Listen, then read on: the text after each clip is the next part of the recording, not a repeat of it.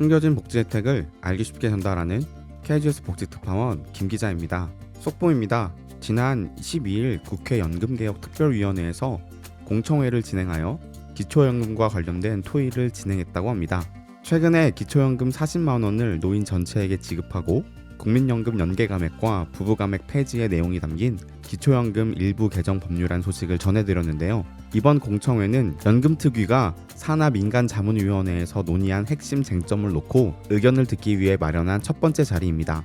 기초연금 개편이 국민연금 개혁 논의에서 핵심 쟁점 중 하나로 떠오른 가운데 기초연금은 현재 소득 하위 70% 노인에게 월 최대 32만원가량 지급되는데 이를 50만원으로 인상하되 지급 대상은 소득 하위 40%까지 축소하는 것이 핵심입니다. 기초연금 일부 개정 법률안의 소식을 들은 국민들의 기대와는 조금 다른 논의들이 있었다고 하는데요.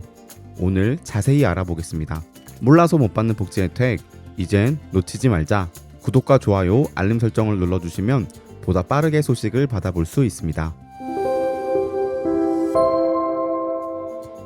지난번 발의된 기초연금 개정안은 다양한 기대와 걱정을 동시에 품게 하였습니다. 먼저 기초연금 40만원으로 인상에 관해서는 기초연금은 매년 물가 상승률을 반영하기 때문에 아무런 조치를 하지 않아도 2027년 40만원을 넘게 됩니다. 따라서 당장 내년부터 적용하지 않는다면 큰 효과가 없다는 게 주류의 의견이었습니다. 지급 대상을 노인 전체로 확대하는 내용에 대해서는 그만큼 늘어나는 예산을 어떻게 감당할 수 있을지가 큰 관건이었습니다. 연계감액과 부부감액 폐지에 대해서는 필요성이 인정된다는 내용이었습니다.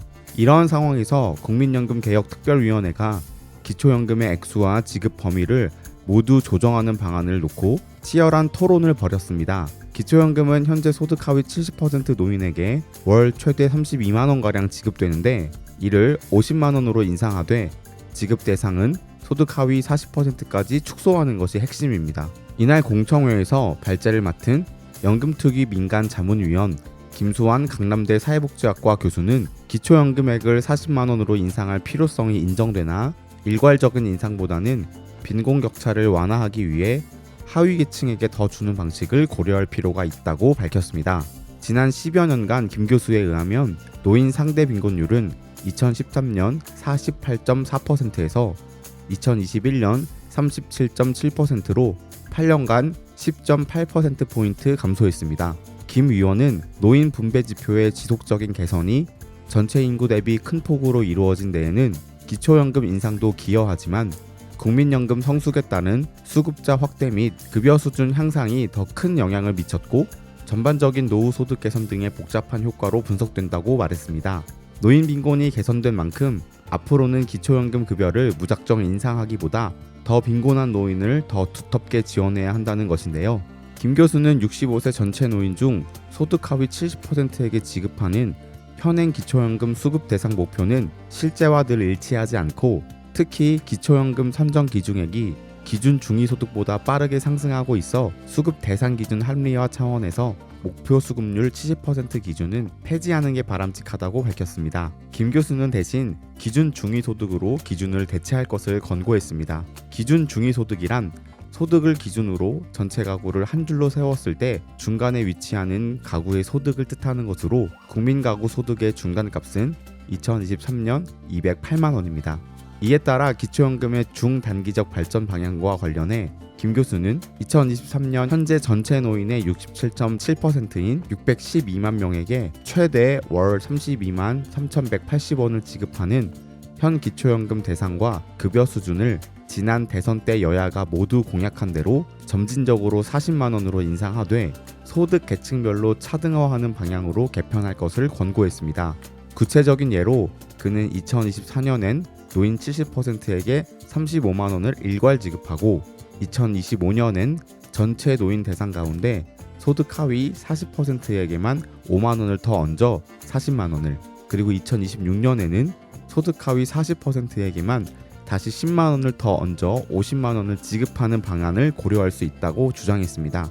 기초연금의 발전 방향을 놓고 대립해온 방안들 가운데 대상자를 보편적으로 넓히는 보편적 기초연금 방안보다 취약계층에 표적화해 금액을 더 많이 주는 방안에 중점을 둔 주장으로 해석됩니다.